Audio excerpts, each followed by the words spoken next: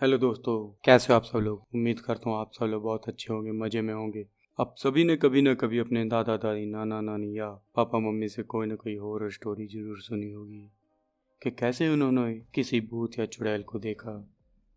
ऐसे ही मेरे पापा ने मेरे दादाजी की लाइफ का एक रियल इंसिडेंट मेरे साथ शेयर किया। उन्होंने बहुत बार सेम कहानी सुनाई, फिर सोचा क्यों ना आप सभी को ये कहानी सुनाऊं, दुनिया को भी पता चले कि दानव सच में होते हैं। वैसे तो मैंने अपने दादाजी को कभी देखा नहीं। जब मेरे पापा शायद 10-12 साल के थे तभी वो स्वर्ग सिधार गए। तो बात उन दिनों की है जब मेरे दादाजी शायद 16-17 साल के थे और वो गांव में ही रहते थे। पौसरा गांव जो कि अयोध्या में है। तो हमारे गांव के पास घाघरा नदी बहती है जिसे सरयू नदी भी बोलते हैं, जो कि हमारे घर से शायद आधा किलोमीटर दूरी पर है। आप गूगल मैप पर इसे सर्च करके देखोगे तो आपको लोकेशन आराम से दिख जाएगी। तो बात सर्दियों की है, शायद दिसंबर महीना था। खेतों में टमाटर बोई हुई थी। रात को उस फसल को नील गाय या सियार खराब कर देते थे, तो इसीलिए गांव वाले रात को उसकी देखभाल के लिए खेतों में मचान लगा के बैठने लगे। बट जैसे जैसे सर्दी बढ़ती जाती, धीरे धीरे गांव के लोग रात को खेतों में जाना बंद कर दिए। लास्ट में बस दादाजी और 2-3 गांव वाले ही खेतों में रह जाते, बट वो भी जल्दी वापस आ जाते। एक रात दादाजी अपने मचान पर बैठे बैठे सो गए। शायद दिन भर की थकान के कारण नींद आ गई। रात काफ़ी हो चुकी थी, सभी लोग वापस जा चुके थे। तभी उन्हें एक खड़ाऊ पहन के चलने की आवाज़ सुनाई दी और अवधि में किसी ने कहा, अवधि मतलब अयोध्या, और अयोध्या के आसपास वाले लोग अवधि बोलते हैं। काहो भगत, तू नहीं गए हो, मतलब कि भगत तुम नहीं गए। तो भगत मैं बता दूं, भगत गांव में किसी को बहुत ही अदब और रिस्पेक्ट से बुलाने के लिए यूज करते हैं, स्पेशली किसी अननोन को बुलाना हो तो। दादाजी ने देखा कि एक आदमी उनके पास आ रहा है और वो फिर से बोला, भगत का भा, तू काहे नाही गए हो, बाकी सब गांव वाले तो चला गए। उस आदमी ने सफेद कुर्ता धोती पहनी हुई थी जैसे पुराने लोग पहनते थे, और सर पर साफा बांधा हुआ था।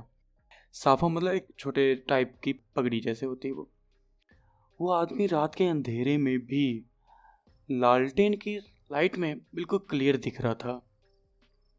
दादाजी ने कहा, खेत रखाई थेन, ई सार लील का सगरो खेत चर जाथीन, बहुत नुकसान हो जाते। मतलब ये जो नील गाय आती हैं सारा खेत चर जाती हैं, नुकसान कर देती हैं।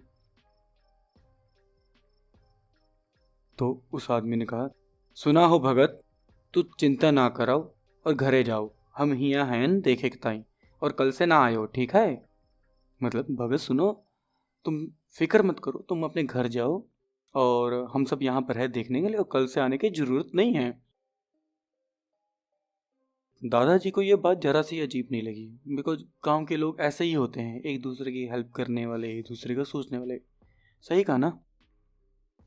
दादाजी तो उस रात घर वापस आ जाते हैं, पर अगली रात फिर से वो खेतों में चले जाते हैं देखभाल के लिए।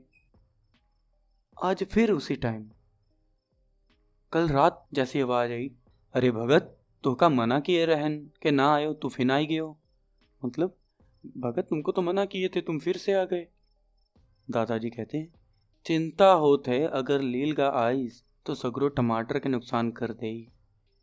फिर वो आदमी कुछ देर चुप रह के बोला, अच्छा सुनो भगत, तू यहाँ अकेले बैठा हुआ, हमरे साथ चलो, वहाँ तपता भरा है।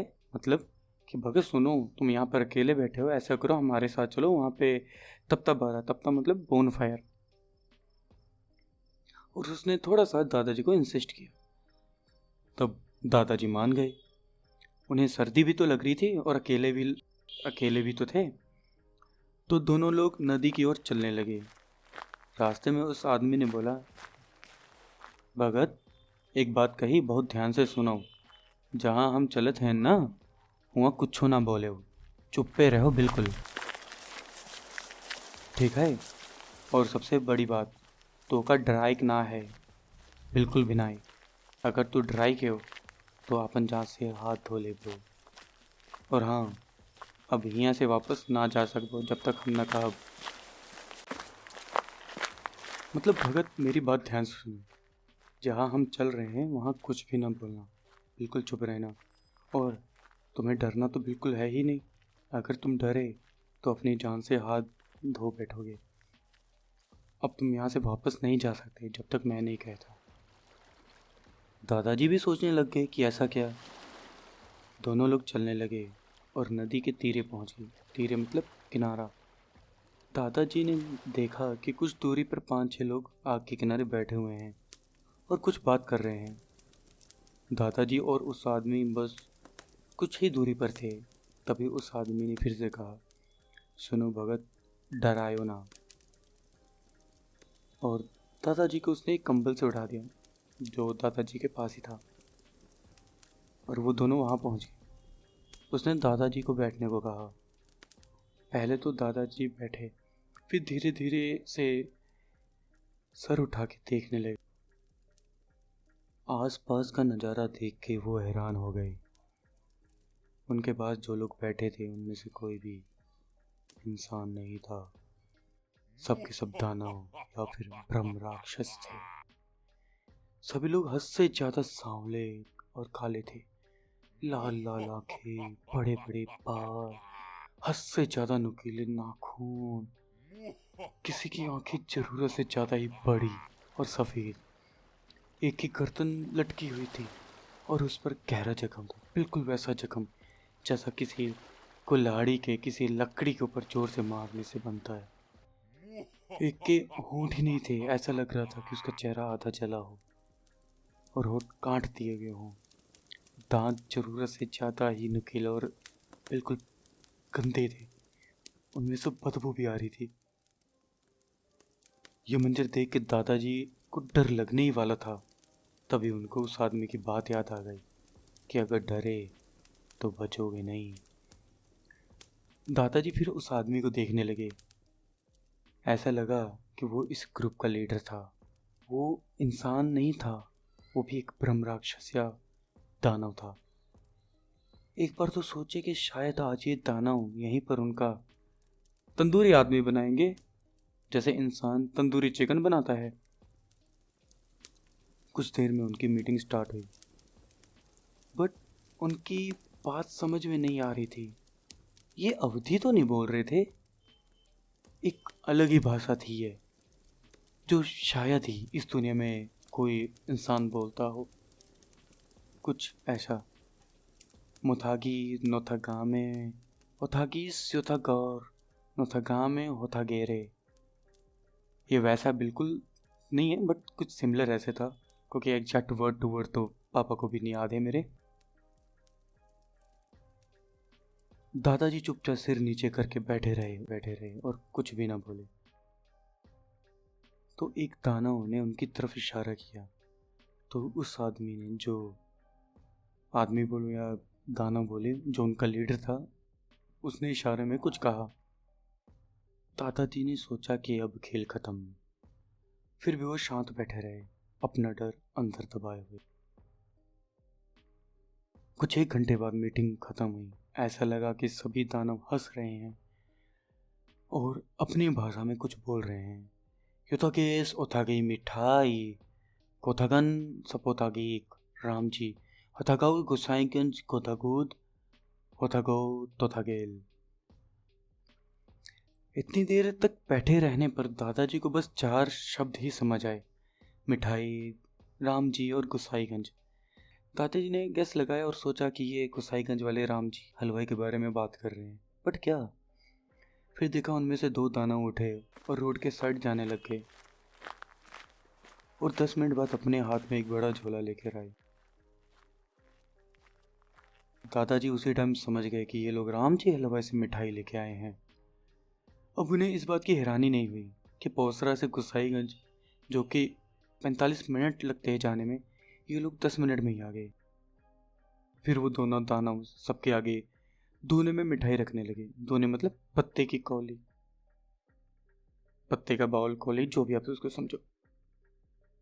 दादाजी सोच ही रहे थे, तभी लीडर ने उन्हें खाने को कहा।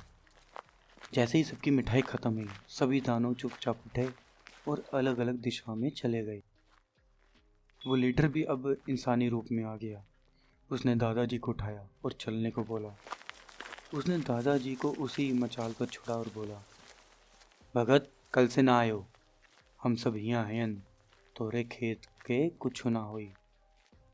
अगर तू कल आयो तो का पता सुबह घरे ना पहुँच पाओ, काल केहू और प्रधान यही हैं। मतलब कि भगत, कल रात को आने की जरूरत नहीं है, हम सब यहाँ हैं देखभाल के लिए, और कल को आए तो क्या पता घर ना पहुँचो, और कल को कोई दूसरा प्रधान आ रहा है। उसके बाद दादाजी कभी रात को खेतों में नहीं गए। उस दिन उनका ये मुहावरा सच हो गया कि हलवाई की मिठाई इंसानों की नहीं, भूत प्रेतों के खाने से खत्म होती है। तो उम्मीद करता हूँ आप सबको ये कहानी बहुत अच्छी लगी होगी। ये एक सच्ची कहानी है। अगर आपके पास कोई सच्ची कहानी है तो प्लीज़ मुझे विनय_शेर_मोरियन पर शेयर कर सकते हो। मैं आपकी कहानी को ज़रूर सुनाऊंगा। ओके, अगर आपके मन में ये डाउट है कि दानुओं ने या ब्रह्म राक्षसों ने मिठाई ही क्यों मंगवाई, वो नॉनवेज भी तो मंगवा सकते थे। तो मैं बता दूं, जो इंसान अपनी लाइफ प्योर एंड रिलीजियस होता है और उसके मरने के बाद उसकी आत्मा इस लोक में किसी कारणवश रह जाती है, तो वो ब्रह्म राक्षस बन जाते हैं। ब्रह्म राक्षस दारू, शराब, नॉनवेज, सभी तरह के नशों से बहुत चढ़ते हैं। ये बहुत अच्छे भी होते हैं और बहुत बुरे भी। अगर ये आपके सामने कभी आए और आप डर के हनुमान चालीसा पढ़ने लगे, तो या आपके साथ साथ हनुमान चालीसा पढ़ेंगे।